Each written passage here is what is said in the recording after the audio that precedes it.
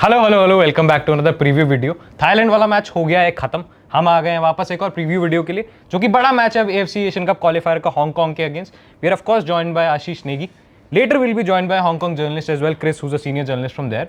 But उससे पहले India की जो सिविल वॉर इस समय चल रहा है इंडियन फुटबॉल में, उसकी थोड़ी बात करते हैं। कल ऑलरेडी आपने लाइव कर दिया, वीडियोज भी जाने वाली है। इनसाइड आउट इंडियन फुटबॉल में what is the problem, everything wrong with Indian football, from the manager, AIFF, overpaid players to everything.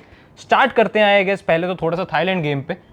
Manager ने मैच के बाद आके बोला, जो हम ऑलरेडी क्लेम कर रहे थे वीडियो में, कि हमारे पास चांसेस थे, ये था वो था, पर क्या थॉट्स हैं इस पे? I think of course chances थे। लिस्टन का 1-on-1 था, फिर चांगटे के पास चांस आया था। ऐसा नहीं है चांसेस नहीं थे, बट अदर देन चांसेस, मैंने जैसे पहले बोला, मनोलो मार्केस से शिकायत नहीं होती अगर ये टीम थोड़ा अच्छा फुटबॉल खेलते हुए हार रही होती। ऐसा नहीं है कि हम उनसे बिल्कुल प्राइम बार्सिलोना की उम्मीद कर रहे हैं। We just hoping that you play decent football.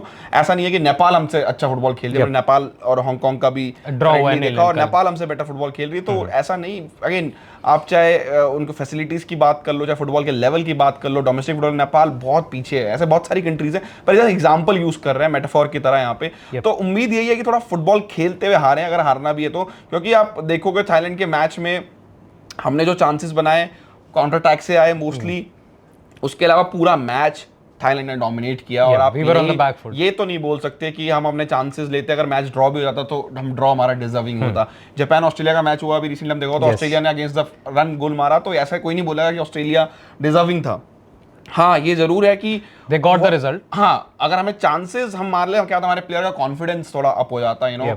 चाहे मनवीर हो, चाहे चांगटे हो, चाहे लिस्टन हो, ऑफ कोर्स ये अगर सुहेल हो फॉर एग्जांपल, वो शूट ले लेते हैं पास की बजाय वहाँ पे, तो तो उनका शायद कॉन्फिडेंस अप हो जाए कि हम गोल मार सकते हैं। बिकॉज गोल इस टीम में कहाँ है, ये आई थिंक ये आंसर शायद मनोलो के पास भी नहीं है। बिकॉज वो आंसर ढूंढना पड़ेगा हमें, गोल्स बनाने पड़ेंगे, चाहे सेट पीस से बनाए, कहाँ से बनाए, पर गोल्स का कंसर्न है। लास्ट टाइम हांगकांग को 4 गोल से हराया था। ईशान पंडिता जैसा प्लेयर उसमें स्कोर शीट पे था, तो अनवर अली स्कोर शीट पे थे। तो वो ईशान पंडिता टीम में नहीं है। आप पे नंबर 9 की कमी है। सुनील छेत्री का कमबैक में उनका जो गोल ड्राउट, मतलब मालदीव के मैच को मैं काउंट नहीं कर रहा हूँ, जो उनका दिख रहा है वो खास गोल स्कोरिंग पोजीशन पे इवन आफ्टर हिज रिटर्न आपने 3 मैच में 3 ही गोल मारे जो एक मैच में आए थे अगेंस्ट मालदीव। यप। एंड खास पोजीशन में सुनील छेत्री, ऐसा नहीं है कि उनको टैप इन मिस हो गया। एक दो हेडर जरूर आए उनके पास, पर हम उनको फाइंड नहीं कर पा रहे हैं बॉक्स में, चांसेस नहीं क्रिएट कर पा रहे हैं सुनील छेत्री के लिए। या आप जब चांस क्रिएट करते हैं तो गलत आदमी के पास गिर जाते हैं। वो जब आपने देखा होगा लिस्टन का बढ़िया ड्रिबल था और कटबैक आशिक के पैर पे, वहां पे छेत्री होते तो आई एम श्योर 99% वो एटलीस्ट शॉट तो गोल पे मारते, अटेम्प्ट तो होता, क्योंकि उनके पास वो टेक्निक और कॉन्फिडेंस है गोल स्कोर करने का। बट वही उम्मीद करते हैं कि छेत्री का जिस चीज के लिए कमबैक कराया गया था for Bangladesh game, for this game Hong Kong game, Bangladesh का ड्रॉ हुआ, हमें जीतना चाहिए था घर पे, आइडियली ऑन पेपर हम जीते नहीं। अब इस मैच में हम कोई नेगेटिव रिजल्ट, इवन ड्रॉ लेना भी हमारे लिए हानिकारक होगा, बिकॉज चारों ही टीम के पास 1-1 पॉइंट है। हमें बांग्लादेश को की जिस तरह वो प्रिपरेशन कर रहे हैं, आई थिंक वो मोस्ट प्रॉब्ली क्या पता वो सिंगापुर को हरा दें, और फिर ये मैच अल्टीमेटली अगर हम अच्छा खेलते हैं, हांगकांग से जीतते हैं, शायद जो बांग्लादेश इंडिया का मैच होगा अवे वो इस ग्रुप का विनर डिसाइड करेगा, क्योंकि only group winner is going through. Yep. So I guess match की भी बात हो गई, अब मैनेजर पे आते हैं, जो फिर से उस वीडियो पे आऊंगा कल जो आपने किया इंसिडेंट फुटबॉल का, उसमें आपने बोल दिया कि Manolo has said openly resigned. तो व्हाट इज ओपनली रिजाइन का वर्ड है वो। मार्च में उन्होंने एएफएफ को इन्फॉर्म कर दिया कि डोंट वांट टू कंटिन्यू, आपके पास टाइम है, अपने मैनेजर ढूंढ लो। बट एएफएफ बीइंग एएफएफ, उन्होंने उस चीज को इतना प्रोएक्टिवली नहीं लिया, और उनको इंपॉर्टेंस नहीं पता कि इस मैच की क्या इंपॉर्टेंस है, राइट। मतलब जो ये एशिया कप का जो प्रिपरेशन है हमारा, हम अभी आप देख रहे हो एशिया से अब 8 टीमें वर्ल्ड कप जा रही हैं। उज्बेकिस्तान, जॉर्डन, ये कंट्रीज हमसे बहुत आगे नहीं है in terms of. If you go just back a few years, 2019 में इंडिया से सिर्फ 2 ही 3 रेटिंग आगे थी दोनों टीमें। उज्बेकिस्तान को तो मैं मानता हूं डिजर्विंग है, बिकॉज उज्बेकिस्तान पहले भी आप देखोगे यूथ लेवल पे रेगुलर एशिया कप खेलता है, रेगुलर वर्ल्ड कप क्वालिफाई करता है, और कई बार क्लोज भी आया है वर्ल्ड कप क्वालिफाई करने को। जॉर्डन मैं बोलूंगा एक टाइम पे इतना आगे थी नहीं हमसे, हम आप देखोगे कि तो उनकी परफॉर्मेंस इतनी खास नहीं थी, बट उन लोगों ने अपना हार्डवर्क, अपना फुटबॉल का इकोसिस्टम मेंटेन किया है। अब आप देखेंगे तो जॉर्डन भी वर्ल्ड कप जा चुके हैं। उज्बेकिस्तान से मैं बिल्कुल शॉक नहीं हूं, और वो उज्बेकिस्तान का रैंकिंग कंपैरिजन भी मैं नहीं वैलिड मानता हूं, बिकॉज वो regular age group world cup खेल रहे हैं। जो country regular age group qualify कर रही है ना, एक दिन वर्ल्ड कप क्वालिफाई कर देती। इवन अगर चार ही नेशन एशिया से जा रहे थे, कभी ना कभी वो वर्ल्ड कप चले जाते, क्योंकि उनका जो फुटबॉल का टैलेंट पूल है, जो उनका पाइपलाइन है टैलेंट सप्लाई सप्लाई है वो बहुत अच्छी है, और आप देखोगे अब उज्बेकिस्तान के प्लेयर्स यूरोप में भी खेलने लग गए हैं हाईएस्ट लीग में, तो आई थिंक उस चीज में मुझे कोई शक नहीं है। बट हाँ, अगर ये लोग कर रहे हैं तो इंडिया इस टाइम पे अफोर्ड नहीं कर सकता एशिया कप से बाहर होना, बिकॉज एशिया कप तो बेयर मिनिमम है यार हमारे लिए खेलना। जब से एशिया कप भी एक्सटेंड हुआ है, पहले 16 टीम का होता था, फिर 24, तो उस चीज में अगर हम आप क्वालिफाई नहीं करते, हम 2019 में हमने क्वालिफाई किया, 2024 में 2023 में हमने क्वालिफाई किया, अब हम क्वालिफाई नहीं करते तो एक बहुत बड़ा ब्लैक सेटबैक है अगले 5-10 साल के लिए ऑलरेडी आप सेटबैक पीछे चल रहे हैं। क्योंकि आप देखो अब अगला, अगर आप ये मैच नहीं करते, फिर आपके खेलने के लिए आप वर्ल्ड कप क्वालिफायर्स का वेट करोगे 2026 के वर्ल्ड कप के बाद जो क्वालिफायर्स चालू होंगे, तब तक आपका ऑफिशियल फुटबॉल खेलने के लिए कुछ नहीं है, क्योंकि लास्ट मैच मार्च में है नेक्स्ट ईयर, जो आपका लास्ट गेम है against, I think if I am not wrong, against Hong Kong ही आपका गेम है वो, हमारा होम पे है। उसके बाद अगर आप बाहर हो गए तो आप कुछ नहीं है, फिर आप साल भर वेट करो अगले क्वालिफायर्स का, और आप क्वालिफाई करके एशिया कप, तो एशिया कप की प्रिपरेशन करोगे, आपको बड़ी कंट्रीज फ्रेंडलीज के लिए भी बुलाएगी जो एशिया कप क्वालिफाई कर चुकी हैं to play a similar type of a team. तो उसलिए बहुत इंपॉर्टेंट है, इरिस्पेक्टिव ऑफ हमारे घर पे सिविल वॉर क्या चल रही है क्या नहीं चल रही है, कंट्री हमारी टीम का क्वालिफाई होना बहुत इंपॉर्टेंट है in terms of taking Indian football at least away, निकाल के तो गड्ढे में गया, अगर खींचना चालू करना है उसके लिए एशिया कप की जर्नी बहुत इंपॉर्टेंट है। द फर्स्ट स्टेपिंग स्टोन वो होगा। देन वापस इस टीम पे आते हैं, मनोलो की बात हमने कर ली, बट उस वीडियो में you also said there are a few players जो कि मे बी ट्रेन अच्छे से नहीं करते, कुछ बहाने देते हैं कि निगल हो गया, ये हो गया, टीम से फिर बाहर हो जाते हैं, तो क्या वो प्लेयर्स के नाम ले सकते हैं? नहीं, नाम लेना सेंस नहीं बनता, बिकॉज इंडिविजुअल हेट, और फिर मैं उस चीज में नहीं पढ़ना चाहता कि प्लेयर ही मेरे ऊपर लीगल केस छोड़ दें उसके बाद। तो प्रॉब्लम देखो, मेरा ये उन प्लेयर्स को पता है कि वो कौन से प्लेयर हैं, ठीक है। अब अगर उनको ये नहीं लग रहा है कि अब अभी ये बात निकल के आई है, कल के दिन नाम भी निकल के आ जाएंगे जी, तो ज्यादा मैटर नहीं। अगर आप अभी तक अपने शॉक्स पुल अप करके आप नहीं एफर्ट डालना चालू करते हैं, तो प्लीज आप रिटायरमेंट ले लीजिए। मैं तो बोल चुका अपनी वीडियो में, आपको नहीं खेलना, आप आईएसएल खेलते रहिए, आप just leave Indian football team to the players who wants to play for the flag, who want to play for the country. आप अगर एफर्ट डालने में डर रहे हो, आप इंजरी से डर रहे हो, हर छोटी इंजरी पे आप बाहर आ जाते हो, ट्रेन नहीं करते हो, तो please just stay away from Indian football team. That's the only message I have for them.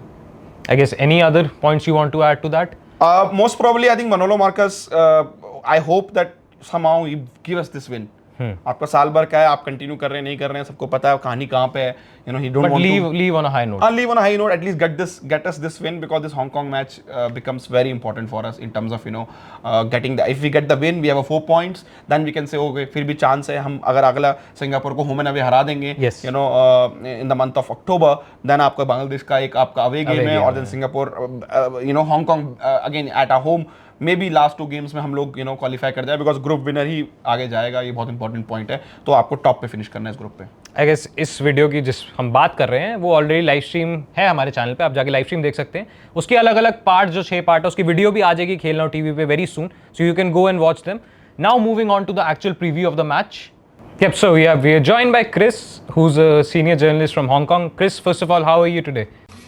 Thank you so much, Ashish, for having me on the show, and it's a real honor to be here. I'm delighted to have the chance to speak about Hong Kong football, and the match against India on Tuesday will be really special, as it is the first major Hong Kong game at the new Kai Tak Sports Park, so it'll be a huge occasion, and hopefully the game will match it as well. So, Chris, before the preparation for this India game, Hong Kong played Nepal and then Manchester United. First of all, coming on to the Manchester United match, your thoughts on the match, how Hong Kong played? Yeah, so last Friday, Hong Kong played Manchester United. Manchester United won 3-1. Hong Kong took the lead through Juninho Walter Suarez in the 20th minute. Chindo Obi Martin got the equaliser in the 49th minute with a left-footed drive. And then Manchester United took the lead in the 81st minute for a header via Obi Martin again. And then the game was sealed with another header by Aidan Heaven in injury time of the second half. Hong Kong actually played really well. They matched Manchester United all the way. Hong Kong were not overawed by the occasion.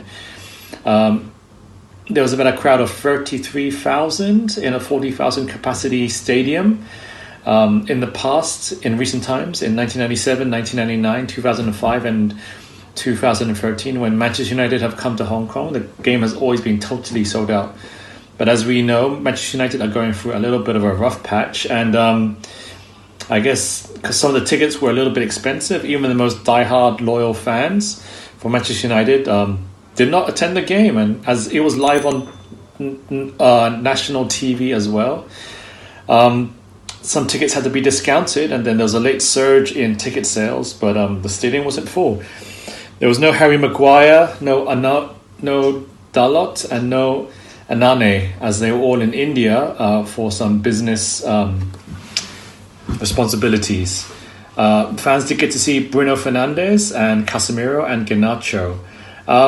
Actually, there's a lot of big football games coming to Hong Kong. In July, AC Milan will take on Liverpool on July 26, and Arsenal will play Spurs in the first North London derby outside of the UK, if I recall correctly, on the 31st of July. And these games will be at the Kai Tak Sports Park. Just yesterday, Hong Kong took on Nepal. They drew 0-0. It was a very dogged and rugged defensive performance by Nepal. Nepal are ranked 175th in the world. In the past, Hong Kong would have been expected to easily have won these games, but Hong Kong are going through a bit of a purple patch themselves. Some of the fans were not happy with Coach Ashley Westwood before and after the game. They really expected to have a win here, and there's a real love-hate relationship between the fans and Ashley Westwood, and Hong Kong actually going through a very good 9-game unbeaten run under his stewardship, but that's still not satisfactory for some of the fans. And well played to Nepal. They've done really well under the new manager, Matt Ross, who has really transformed their confidence. Nepal did beat Singapore a few months ago, 1-0 away in Singapore, and they're going to play Laos, and I expect them to improve. But Chris, you talked about Ashley's relationship with Hong Kong fans being a love and hate, but he has something else with us. So he worked in India, knows Indian football very well, came in 2013, and stayed till nearly 8-9 years. Since leaving India, then he went to Afghanistan, kind of, stopped us from qualifying for the FIFA World Cup qualifiers round 3 this time. Now we are in the Asia Cup qualifiers. Now somehow we have Hong Kong in our group, and now he joined Hong Kong. So I don't know how we can, as an Indian fans or Indian team, how we can, get rid of him in terms of not having us in one of the opponent team as a head coach, because he gets the results against India. That's the problem. Well, I think Ashley Westwood just has, from his time in India, he's probably really researched the game. He's gotten to know how Indian football in and out. He was coach at Bengaluru FC, and he's spent about 8 to 9 years there, as you mentioned. So you really get to know the footballing culture, and he probably just realizes how Indian teams play, both at club and national level, and he just manages to use his knowledge to pit himself against them. And he did pretty much derail India's World Cup qualifying dream. It's a real, with Afghanistan, he did take 4 points off India and achieve big results, especially for Afghanistan football. I do expect Hong Kong to, under the new floodlights of the new stadium, Kai Tak Sports Park, I really do believe Hong Kong will win, and I think Ashley Westwood's sort of jinx against the Indian team will continue. Yeah, he started with Bengaluru FC in 2013, and that was a legendary journey. It was a very new club, and that changed the kind of modern football in India, because new club coming up, signing Sunil Chhetri, Ashley coming in and winning I-League in first season, and then of course they came into ISL later on, and rest in history. And then he joined Atletico Kolkata as a technical director or different kind of roles. But after leaving India, I think we went to Afghanistan, and somehow we should have defeated Afghanistan in both the game, but he got 4 points from us, and that means we couldn't go to the World Cup qualifiers round 3, and from our group, if you see, we defeated Kuwait at their home. We just needed maybe a 6 point or 4 points for Afghanistan, and we couldn't get those points, and eventually Then Kuwait in the last game, we couldn't win against Kuwait, and then of course against Qatar also, and that means we are not in the World Cup qualifiers. We're playing Asia Cup qualifiers, and now he's with Hong Kong. So I don't know. It will be a great for us to maybe beat Hong Kong, and then you guys not having Ashley, that means we don't need to face him in our home game. But it is very interesting to hear this different side of the fan perspective. Like, what do you think is the reason behind fans not liking him, or maybe him not connecting with the fans right away? Yeah, so before and after the Nepal game, which Hong Kong were expected to win, there were some boos towards Ashley Westwood, and a few fans sort of shouting out Westwood out. There's always been a very, I would say, tense relationship between Ashley Westwood and the Hong Kong fans. It's never been 100% love. They have given him time. I would say that the main bone of contention is some of the team selections. So Hong Kong have been lacking in goals recently.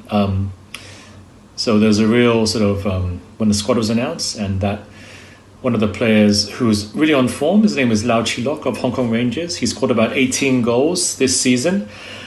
He wasn't included in the squad, and fans are just wondering why not. I mean, why isn't he being given his chance? And then there's other players like Vaz Nunez. He's a defender. He doesn't currently have a club, and he's been injury prone recently. And fans are just questioning why he's in the squad as well. I mean, coaches will always have different reasons, and everyone will have a different opinion on the team. There's also another player called KL Lau of Lee Man. He has some experience playing in the US at university level, but some fans are saying that, yeah, he's young and he will probably become a very good player, but is he really worth his inclusion in the squad as well? So these are some recent factors. Another factor is that his main predecessor was Jorn Anderson, and Jorn Anderson was very popular with the fans. He took Hong Kong to the Asian Cup. They played really well in the Asian Cup. They lost 3-1 to the UAE. They just lost to Iran, and they also lost to Palestine. But Hong Kong played very well, and fans always liked Jorn Anderson's style of play. Jorn Anderson went to Yunnan in the Chinese Super League, who are now in the Chinese Super League, and they're also they're putting up a good show. After that, Wolfgang Lusser, Jorn Anderson's assistant, took over for a while, and then Ashley Westwood came in. And yes, Hong Kong are on a very good sort of 9-game run, unbeaten, but except for the Manchester United game, but some of the fans are questioning the quality of the teams played, like Macau, Cambodia. Yes, these are all rising nations, but are these the teams that Hong Kong really test themselves against? So it's just come to a head, and I think this India game for Ashley Westwood will be make or break, and I think Hong Kong are actually going to win this game. The fans will push them over the line, especially under the new stadium.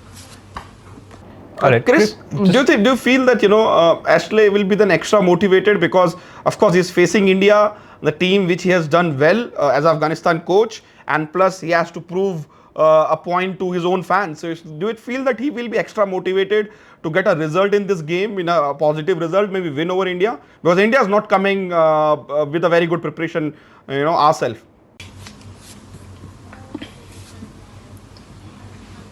Yes, like I mentioned, this is a real crunch game for Ashley Westwood. In the press conference after the Nepal 0-0 draw, he actually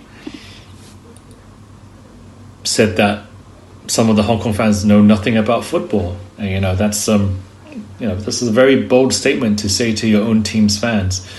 So yeah, things are very tense, and but you have to say that football management is not easy, and he probably knows this, and he probably knows what media scrutiny is and fan scrutiny is, and then he will personally see beating India as his chance to really turn things around and win over the fans. I mean, football is so fickle. I mean, we've seen how fans can turn and on teams, players, and managers, and then after one or two good results, everything flips back. If Hong Kong do get a good result against India, which I believe they will, because India are not in themselves, they're struggling as well. I think the fans will sort of ease off, the media will ease off, and they'll take it to the next game. So, yeah, Westwood is definitely motivated on a personal basis to beat India. And he knows Indian football, he knows Indian football culture, and no doubt he's in a position to beat India at Kai Tak Sports Park. Chris, before moving on to the predicted lineups, just one question. Looking at this group with every team now on 1 point with the first games being draw, what is the fan perspective? Can Hong Kong qualify? Do you guys feel that you can qualify out of this group? Well, this is actually a very tough group. Singapore, a very solid team. Bangladesh are rapidly improving, and India are, a formidable side. Yes, India are going through a little bit of a rough patch. They did lose to Thailand 2-0, I believe, and under their new manager. Though, this is going to be one big, huge occasion at Kai Tak Sports Park. When Hong Kong played Singapore away a few weeks ago in their first opening game, it was a very sort of gritty game. Both sides played really well. Singapore probably had the better chances to win. So I think this game could really be the decider. I mean, whoever wins this game could actually win the group. I mean, yeah, Hong Kong do have to go to India away and Bangladesh away. Though I think in terms of motivation and sort of momentum, whoever wins this game will probably win the group. India, they haven't done too well with Igor Stimac's replacement, Manolo Marquez, though we can't underestimate India. So whoever wins this game is going to win the group. So basically what we're trying to say, it is must win for both teams. I think all four teams, even Bangladesh, Singapore, they will be also thinking we need to win this. Draw will not work for anyone at this stage now. I guess moving on to the predicted lineups, we'll start with India first. India in the past few games have played a 4-4-2 system with Sunil Chhetri, Farooq or Sunil Chhetri, Ashik, someone there. So do you think again we'll see this 4-4-2 setup for India? I think also just before this, 3 players have been sent back. So Bashish Bose, who had an injury, Mehtab Singh and the third choice goalkeeper Ritik Tiwari has been sent back. We are taking 25-man squad to Hong Kong, and 8 of the players has a visa issue. They just got the visa on the day when we played Thailand, so there was some kind of question mark over their participation to this game. But finally, everybody have now traveled to Hong Kong and they're training there. I think in terms of formation, I really feel that I don't know how Manolo Marcus as a head coach, being a Spanish coach, he has not seen this till now for number of games he's played now as a head coach, that Indian midfield is getting outrun, it is getting dominated, and our midfielders are not able to, do anything in the game. They are, eventually are out of the game because most of the time they are men marked by 2 or 3 opponent team players, so most of the time we're going to the fullbacks and the wingers. Something that Thailand did, even their strikers and winger were dropping into midfield and we were outnumbered same like 4-4-2, 5-2. Same with Bangladesh, which Bangladesh did, and I think that's where the problem is, and I think I really hope, because I have spoken about it a lot, people have spoken about it a lot, I hope that he changed the formation. Even if you play 4-4-2, just play a different 4-4-2, because for example, Ashley teams I have been seeing for years now, his 4-4-2 is different, right? His 4-4-2, both the strikers, he will play one tall striker, one very striker, English way of 4-4-2. Yeah, very, very athletic, and they will just, while defending, they will go split and go wide, and then you have wingers coming inside to help your midfield. So, but in our case, our 4-4-2 was, eventually in the first half against Thailand, they were just together, front 2 striker. In the second half, things got changed. They just moved wide. Ashik went to little bit on the right side, and then India started creating those moments and pattern of play where they can get some kind of success. But I really hope that he go to 4-2-3-1 or 4-3-3. I think he has to change the formation. That 4-4-2 is not working for us. But the 4-4-2 that Nepal played against Hong Kong just yesterday, that 4-4-2 was very good. Their strikers were dropping deep. So maybe that can be a motivation. But I don't know, because Brendan is not a striker. So if you're playing 4-4-2, Brendan being one of the strikers, that is not going to work eventually. Which he did do in the second half. And he when was came on as a ineffective, sub. you know. If you ask me, that was one of the poor game for Brendan in Indian jersey. So he need to come on and play in that midfield as a midfielder. He's not a winger. He's not a striker. He's a central attacking midfielder.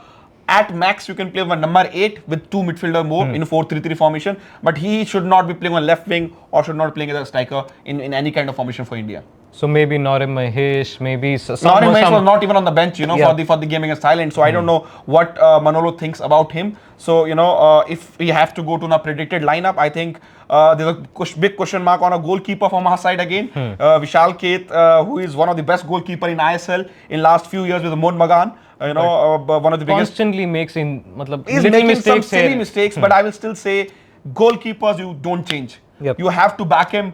Another problem with goalkeeper Vishal Keth is I think he has been asked to play very long. You know, every time gets the ball, he play long, unnecessarily and that's long. Where he make mistakes. You know, even when he get a back pass, he just try to hit, and multiple time in last 2 games he has hit the opponent team directly. press forward. Striker, you know, so he should be. I think coaches need to tell him get calm down, because our goalkeeping coach, by the way, Chris, also reference for you. He played. He was a coach of a Hong Kong league club in past. So you know, I think he need to talk to Vishal K. Just ask him to calm down, and they need to back him.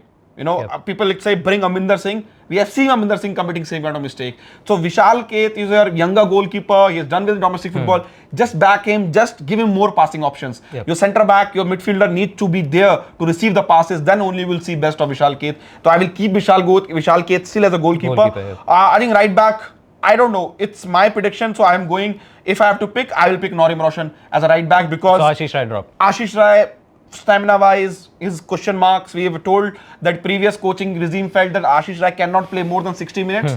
You need a fullback who can do that for a longer period, you know. So I will go with Norim Roshan. Somehow Norim Roshan is out of favor with Manolo Marcus again. Called up, but always on the bench. Always on the bench, but I still play. I think he need to play as a right back.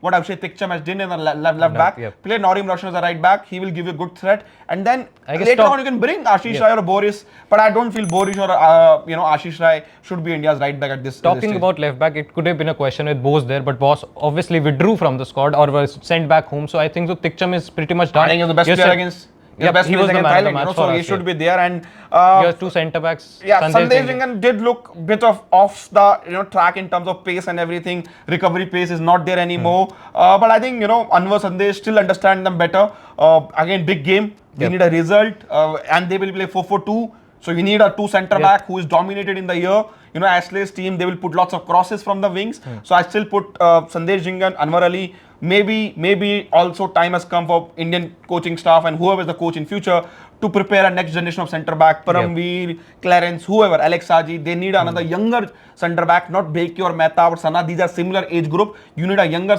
centre back, and maybe left-footed centre back will suit in future. But that will be my back 4 and a goalkeeping for this game. So moving on to midfield. Do you see the same midfield? I don't think so. Chhetri should start, the junior Chhetri. Because now I'm not going what Manolo is going to do. I'm predicting what I think is the best for India, and I think that stage still feel Apuya need to play a bit further. So play a Nikhil, who is in and out defensive midfielder. He will protect your back 4. We talked about in Thailand preview, and play Apuya alongside it, so Apuya can join the attack whenever is required.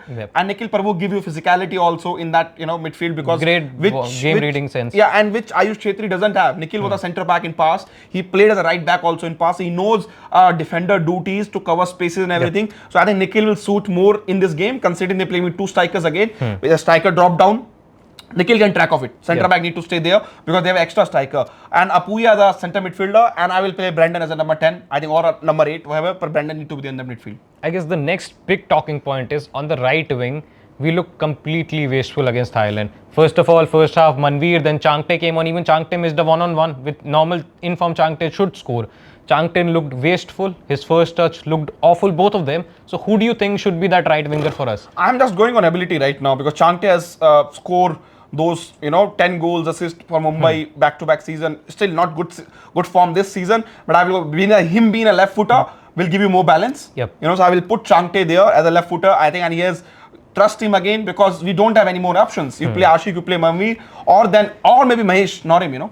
If you want to bring more creativity in this team. Maybe put Mahesh Norim on right and Brandon on number 10. Yep. They can switch between. So either Changte or Mahesh Norim, but I don't know where Mahesh Norim is standing in terms of hierarchy of players with Manolo Marcus, Yep. because he was out of the bench against Thailand. So, and don't know about it, but Changte or Mahesh Norim with Brandon as a number 10, and it's controversial, but I go with Liston on left. I don't think so. It's controversial. If you see the game without biases, he was one of our best players. He was trying to dribble. He missed the chances. That's the whole problem. And fans sometimes judge based on the highlight reel that he has missed a one-on-one chances. But I don't know which is the player in the world football who has not missed one-on-one. Yep. Messi, Ronaldo, Sunil Chhetri, everyone has missed one-on-one chance, right? But still, what he does, he was very what he positive. provides, you don't have any other winger right now providing you in this team. And I think up front, Sunil Chhetri. As Chris has touched upon, that we have called our legendary striker back. He's called back for this game. Play Sunil Chhetri in a box striker. Don't ask him to press here and there. Don't ask him to drop on the wings or on the midfield. Just play in the box striker. He will score a goal. Just put a ball on his foot or on a head. He will score a goal. I guess then moving on to Chris. Chris, what do you think will be the predicted lineup and the formation for Hong Kong? Will Ashley go with the 4-4-2 or like we saw against United, it was a basic 4-4-2? Well, as Hong Kong really need to win this game against India, Ashley Westwood might just go for a really attacking formation. I think, as we all know, that regardless of the result, the Indian manager, Manolo Marquez, is going to leave India if rumours are correct, because he's not happy with what's going on behind the scenes at the Federation. But regardless, Hong Kong should line up 3-4-3. We'll have Yap Hong Fai in goal. He's the long-term Hong Kong goalkeeper. He's been goalkeeper for 15 years or more. He's probably Hong Kong's most capped player, if I'm not mistaken. In defence, we'll probably have Leon Jones as one of the fullbacks. He's a very solid attacking fullback, and centre back would be Olivier Gerbig, centre back, very reliable, very good on the ball. And as another fullback, possibly Yu Chi Nam. He's a very fast attacking fullback, relentless pace, can track backwards and forwards, and can also very good at crossing and assists. In midfield, we'll probably have Sinichi Chan, plays for Shanghai Shenhua in the Chinese Super League. We'll have Ng Chok Pang, who plays for Kichi, central midfielder, very good at distribution, very good at reading the game.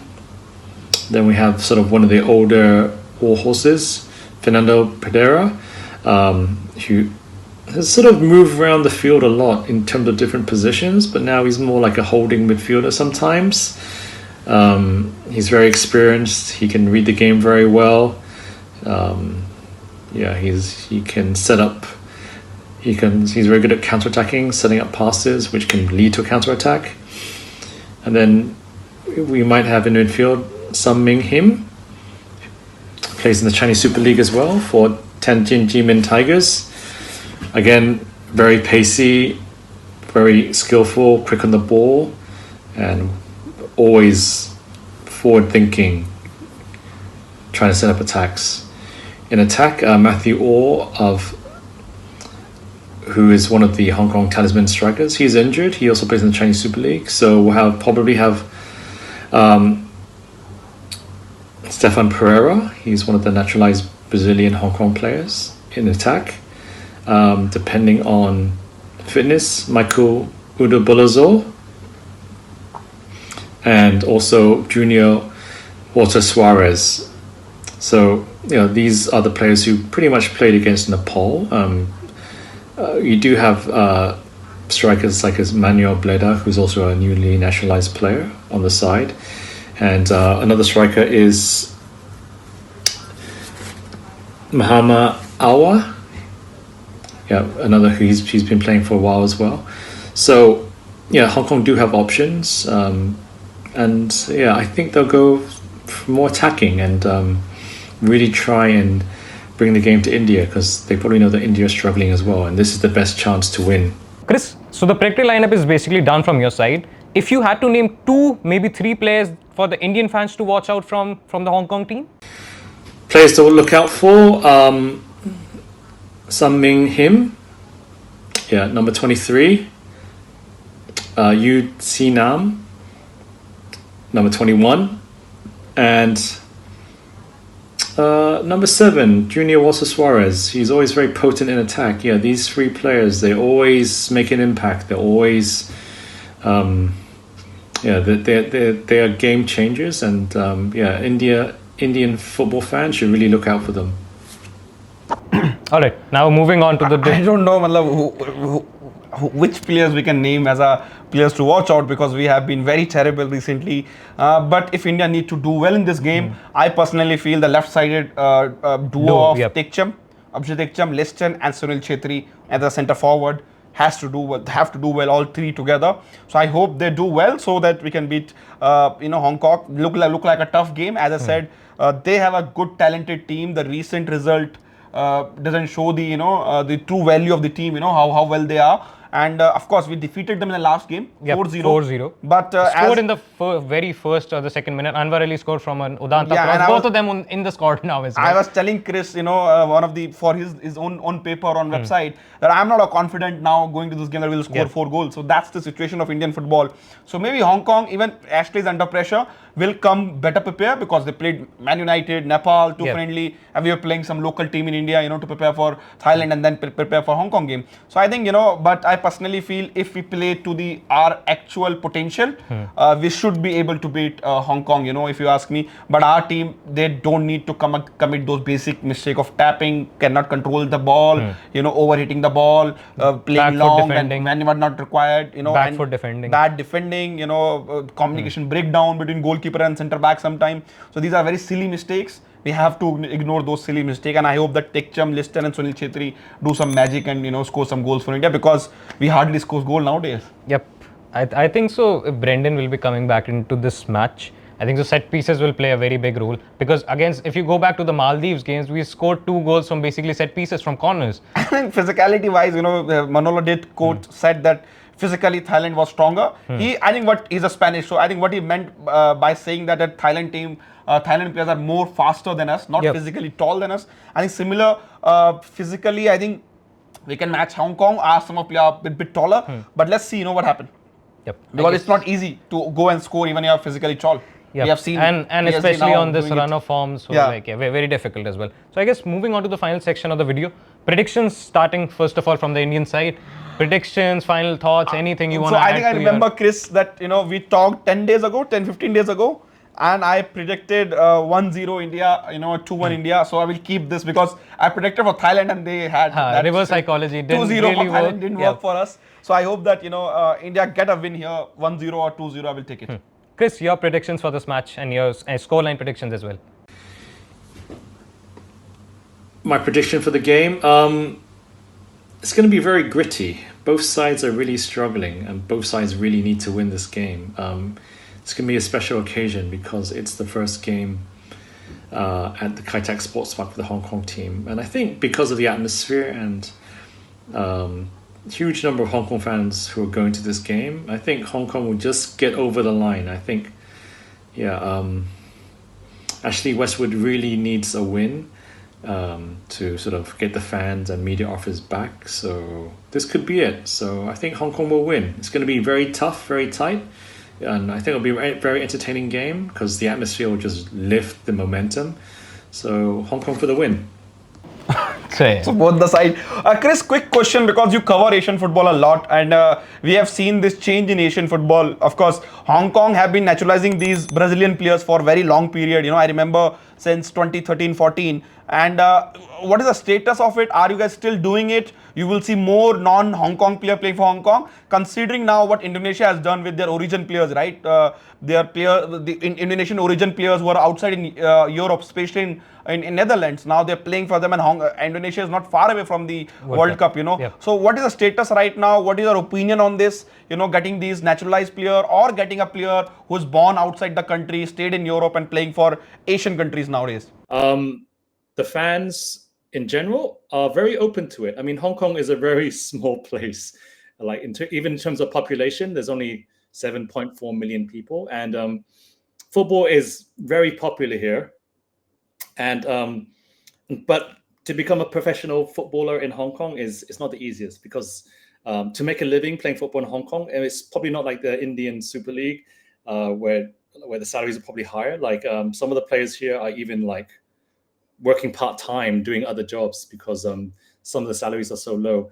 So I think just to become more competitive, most fans and the Hong Kong football authorities are always open to overseas nationalities naturalizing and then playing, because these players, some of them are high quality, and they do raise the level of the game here.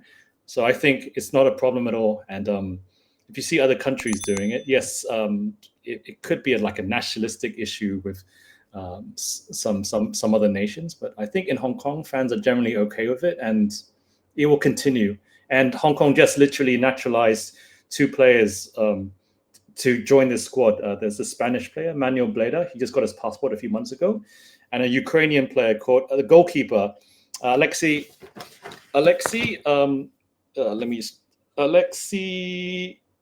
Shiliakotin. He just got his passport as well. And so this trend will continue. And just as long as the team is balanced out, I think fans will be happy. And I think it's also okay as well. Beautiful point. Any other questions? I think, because there is, in India, the debate is open again, because we don't allow dual passports, because Hamza Chaudhary now played for Bangladesh, and, this is again ongoing debate for last 10-15 years, that India have lots of players who are Indian origin, who are playing in Europe for a big club, big leagues, but we don't allow dual passport. And people see that this could be a one way to bring the level of football in India now, especially what Indonesia has done, what Bangladesh is trying to do. There are multiple Asian countries are now, trying to call out players who have any kind of connection with their country, even if the grandfathers or grandmothers have moved or left the country way back, but they're still figuring out the connections and getting them those passport. But for us, India is impossible, because we don't allow dual passport, right? So even if we want our players, the Indian origin players, to play for India, the law of land in India is very simple, that you can have only one passport, which is the Indian passport if you're taking it, and then if you don't have an Indian passport, you cannot play for India. Yep, and it is basically impossible to change as well. Yeah, not impossible. Nobody wants to change. Basically impossible. Yeah. So Kis say something. Yeah, similar to Hong Kong. So some of these players have to give up their original passport and then just take the Hong Kong passport, but they're willing to do it to represent Hong Kong. I think if you look back a few years, China, for the previous World Cup qualifying cycle, they used a few naturalized Brazilians as a sort of, but that didn't go too well. So they reverted backwards again, just to China selecting sort of players of Chinese ethnicity. If you look at Japan in the past, like if you go back a few years, they had a few Brazilians as well. Yeah, it depends on each country. Indonesia, they just got to the 4th round of Asian World Cup qualifying. So all those, it'll be great for them, because they've struggled in the past with, they were out of football, international football, for a while, if I remember. Yeah. And I think when they got rid of the previous manager, Sinte, the Korean manager, and they replaced him with Patrick Kluivert, there was a lot of controversy, and they had all these new sort of naturalized players, and there was a lot of arguments about if this is right. But now, if they've made it to the next round, I think fans will just go with the wave of enthusiasm. It's just how football works. It's just how it. But Chris, in the Indonesia case, they are saying that these players have some kind of roots back to Indonesia, right? Even their grandparents, or they have some kind of connection. So I think that's a bit different, like seeing a Brazilian player playing for China or for Hong Kong, right? It's at least they have some kind of roots back to that particular country. I think that can work, but I think I'm not in favor of naturalizing players and then playing them for a national team. Many Middle East countries have also done it.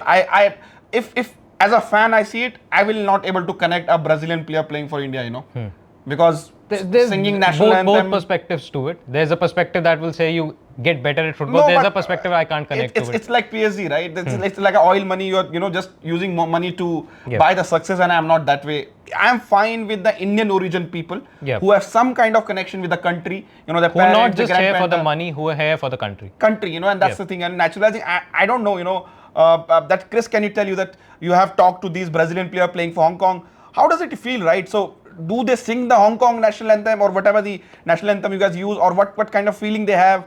So do they speak Chinese, on that regard? So I don't know. Oh yes, yeah, yeah.